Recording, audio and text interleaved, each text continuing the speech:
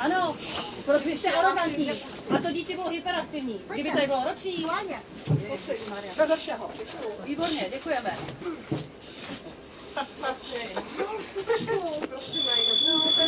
Prosím, když jste si nechala 72 letou paní stavřenou.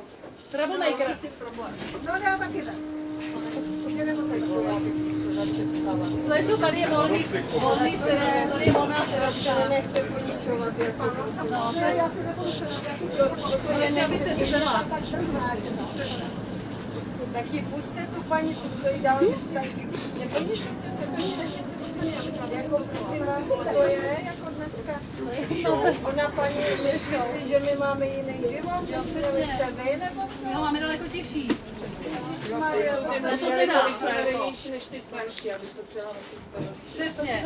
Vy jste ta sousedí, který ti mají důchod a teď starost, když to myslí, že už nevěděla.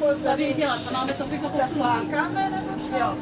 Víte si, já bych šla za do důchodu. Posunuli by to o další 13 let, jen tak mimochodem. Já se Děláme ale... za 3, za 4 dnes. Daleko těžší doba to je. Jedna osoba, ano. Ano. Dřív dělávali 5, Ano. děláme 1. Vy vůbec netuříte, než jste v reálu. Vůbec. Samozřejmě. No tam elektronicky všechno, co musíme stíhat. Buďte ráda, že 80